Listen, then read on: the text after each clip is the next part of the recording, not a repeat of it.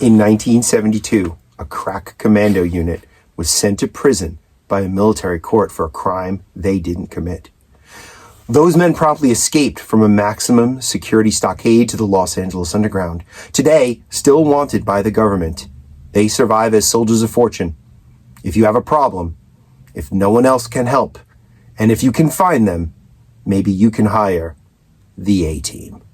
They're the A-Team. You know they're soldiers of fortune. They're the A-Team. Helping people in need. Pretend that you're Hannibal, Murdock, Face, or maybe B.A. Baracus. You know each one is a case. Each is sold separately with rifle and gear. If there's trouble to face, you know the A-Team's here. They're the A-Team. The A-Team. Hannibal, Face, Murdock, and B.A. Baracus. Each is sold separately from Krona Toys. So they're still out there today? They Is are. that what you're telling me? Apparently, I think so. What crime did they commit? They robbed the Bank of Hanoi in Vietnam under orders, but then the orders were denied. So they actually tell you what their crime was. Oh, yeah. I didn't know that. Yeah, at one point they find that out. I wasn't aware. Yes. And I watched this in Monday nights, 8 o'clock on right. channel, That's on right. NBC. Yep. I watched it every week. So the A-Team was an action-adventure television series that ran from 1983 to 1987 on NBC.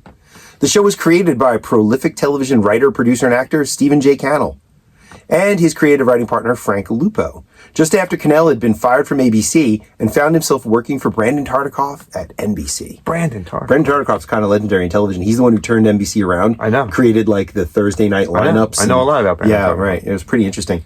Saved by the Bell. Right. So some of the things Cannell created, if you just want to get a little taste of who he is: Greatest American Hero, The Rockford Files, Beretta, He's been around a long time. Riptide, 21 Jump Street, and also, when he retired from television, he wrote 18 novels. 21 Jump Street's not an NBC show. No, but that was after he left NBC. Oh, okay. So he went to Fox. Yeah.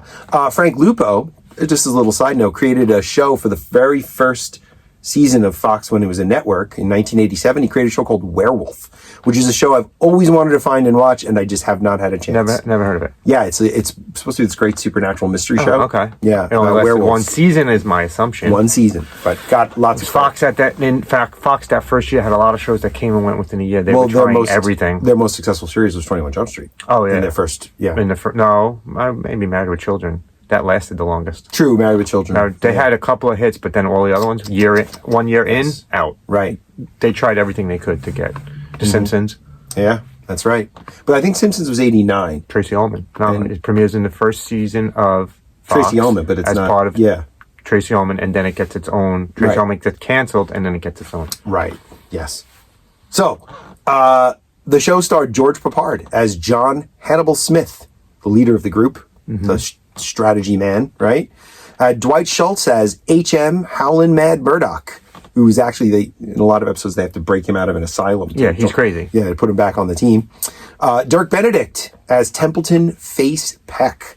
He actually is the only actor in the main crew who wasn't in every single episode. Really? I think there was a different actor playing in the pilot, played Face. Oh, really? And then Dirk Benedict came in the second Faceman. episode. He was also well known from Battlestar Galactica.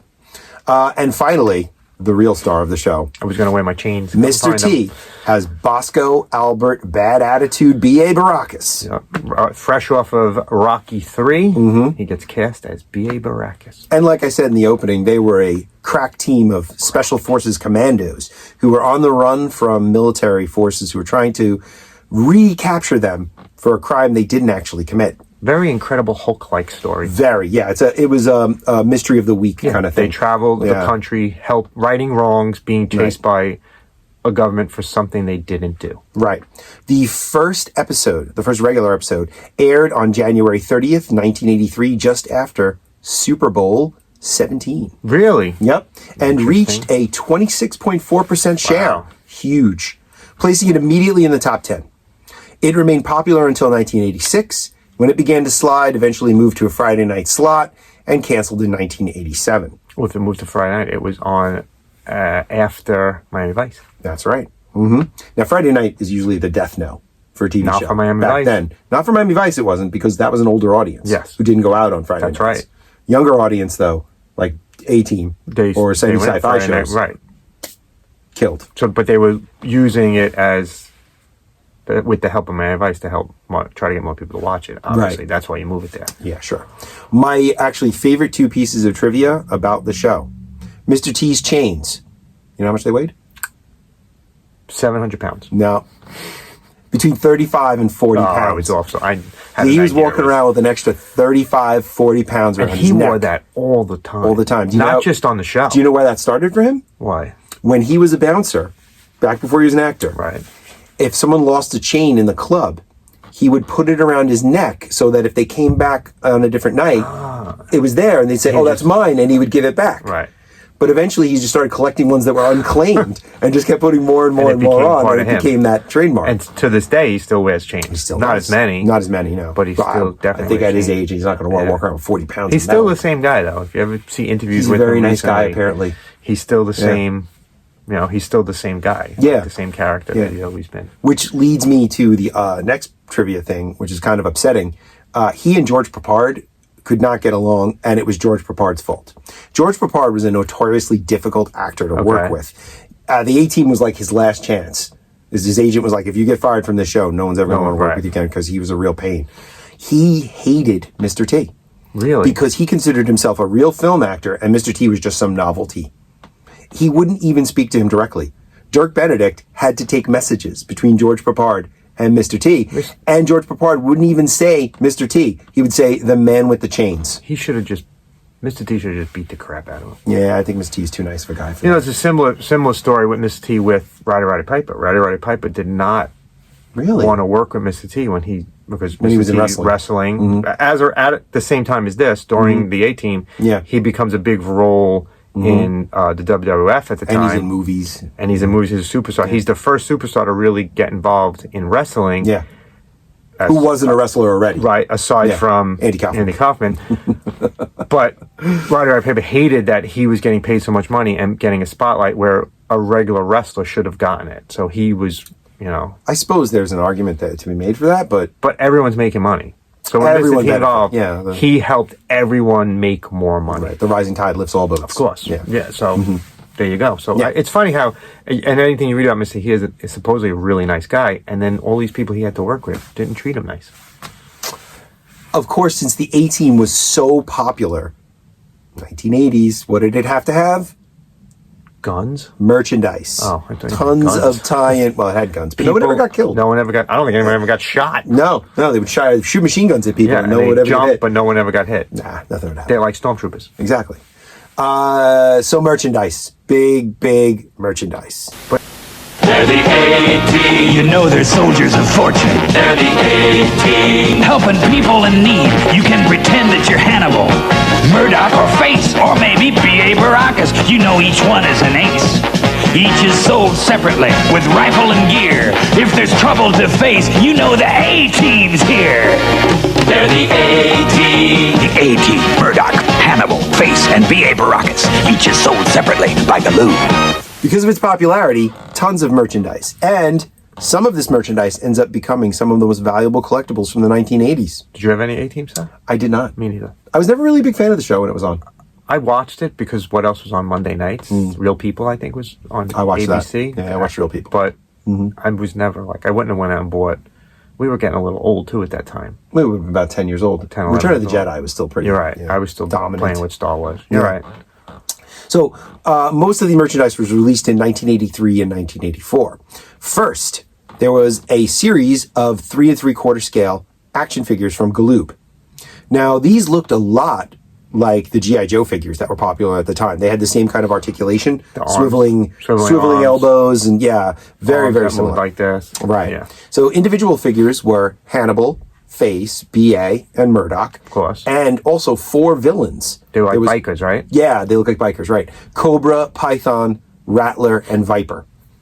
Then there were 4-packs that were sold of the figures. So you had the A-Team 4-pack with the main characters. You had 2 different villain 4-packs. The villain pack number 1 had Cobra with a red shirt. It had Viper. It had Python wearing a blue shirt and Rattler. The second villain set of 4-packs was Cobra with a yellow shirt, Viper, Python with a white shirt, and Rattler. So which one is worth more? I don't know. But those are probably the 4-packs are probably the harder ones to find. They are. Yeah. Definitely, yeah. Then there were vehicles and accessories. Again, from Gallobs for the 3 3/4 figures. You had the Action Corvette. You had the Armored Attack Adventure Set, which was like tons of like cool stuff. Okay. Combat HQ Accessory Set and 4 figures. Different figures or same? No, you get the ATeam with this. Oh, okay. Yeah, so you could get the Combat Headquarters Accessory Set and all 4 ATeam members at the same time. Okay. You get an Interceptor Jet, which is also a bomber. You get a motorized patrol boat. And, of course, the Tactical Van playset. Yeah, one of the most popular vehicles of the 1980s. That's right. Then Gallobs made a series of 6-inch action figures with, again, the team, Hannibal, Face, Murdock, BA. Then they had an Amy Allen figure, who was a reporter who helped them out in the first season, I believe. Right? Then there was Cobra, Python, Rattler, and Viper. Again. Was Cobra, Python, Rattler, or Viper ever actually on the show? I believe they probably were briefly. It's a weird way to name villains. It is, right? Did they have like an old white guy villain who was like the head of some corporation? Because that's what they usually end up it was always that, right? Honestly, though, there was probably a lot of crossover in fan base between G.I. Joe and ATeam. Oh, definitely. So you have a character called Cobra. And you have Python, Rattler. You're right. I'm thinking that might be the idea. You're selling it to G.I. Joe fans as well. Right. And the figures, the 3 3/4 figures, look like G.I. Joe figures. The ATeam was former military. Right. So the 3 3/4 figures would have blended very well with the G.I. Joe collection. Okay. Yeah. Interesting. All right. Didn't think of that. Right. And then you have 6-inch scale accessories. You got a command center, which is like a headquarters playset. Gyrocopter, off-road attack vehicle. Also, this is actually one of the most valuable collectibles from the line. The 12-inch Mr. T doll, the BA doll. He was 12 inches tall, and in the package, he can get up to about $2,000 for. Wow. Okay. Yeah, it's pretty valuable. We've seen them at shows we've been at, and they're very expensive. Yeah. They also had a bunch of Ertl diecast vehicles, which were kind of like Matchbox cars. You got the ATeam tactical van, the ATeam helicopter, and the Corvette. Why did they move to the 6-inch figures? I don't know. I think possibly because Masters of the Universe was popular around the time. Were they like Masters They were similar. They were kind of He-Man-esque. So they switched from a G.I. Joe-esque to a more He-Man. But they produced them at the same time. Interesting. So I think they tried to hit both at the same time. Because I know about the 3 3/4-inch ones, so I've seen them before. I had no idea, and I knew the 12-inch. The 6-inch ones are much more. By the way, the 6-inch ones are much more valuable than the 3 3/4. Because I would think they wouldn't sell well at that point in time. 3 3/4 was the way to go. 6-inch is a weird one. I've seen in package, if the condition is good for the package, like a Mr. T, a BA Baracus 6-inch, go for about $400 online. Wow. All right. Yeah, it's like Star Wars figure prices. Okay. Yeah. Didn't know that. Yeah, they're pretty valuable. Interesting. Okay, and that wasn't all. So, wait, basically, though, just to circle back a little bit, Mr. T, BA Baracus could fight He-Man? You could do that, sure. I just never knew that. Yeah. My money's on BA. I'm going with BA also. Yeah. He has the power. Yeah. Tyco Action Train Set was also released. Electric train set based on the ATeam. There was a Topps trading card set and stickers. There were lunch boxes. We love lunch boxes. Nothing? What? Nothing about Black Hole? Okay. Oh, no, I'm sorry. There were also book and record sets. I missed the cue. You could play a record and read along with a little storybook about the ATeam. It was a train set, not... Because I would think a race car set would have been great. That was an electric train set. Why? From Tyco. I don't know. Think about if you had the van and you could race another car. That would be that'd be pretty train neat. set. I don't know why a train set. Who knows? That sounds cool. Okay. Yeah. It's the ultimate chase. The hot ATeam van trying to escape the MPs. Can the ATeam do it? You can do it. Now you take control in new ATeam action racing. Try to lose it. Spin the van through daredevil U-turns, but they'll catch you. So you pour it on and send the ATeam flying over the double cross jump. ATeam action racing with U-turn cars and double cross jump from Tyco, of course. Yeah. Of course, there was the reboot movie in 2010 that was directed by Joe Carnahan. That was awful. Which starred Liam Neeson as Hannibal. It had Bradley Cooper as Face. It had Quentin Rampage Jackson as B.A. and Sharlto Copley as Howling Mad Murdock. He was the only bright spot in that movie. Oh, was he? I never saw it. Yeah, the movie's awful. Yeah, I figured it wouldn't be good. There were comic books released in the 80s, of course. What? Marvel Comics, 1984. They only released 3 issues. I didn't have an animated series. And they were released simultaneously. Okay. So that they could be sold in 3-packs in chain stores. Whitman's. The bag has Spider-Man on it. Really? Oh, so it's Marvel. Yeah, it's Marvel. Okay. Yeah. And those are written by Mary Severin, Jim Salicrup, and Alan Cooperberg. Were they based on stories from the show, or they were independent No, stories? they actually didn't have any access to the shows yet. Oh, okay. So they just So they were promotional before the show came out. kind of, yeah. But they came out a year after the show, but they didn't have any access to the shows themselves. Okay. So they watched like 1 or 2 episodes and just went from there. All right. The artists were Mary Severin. She did all the covers. Jim Mooney, Joe Giella, and Alan Cooperberg. Are they worth anything?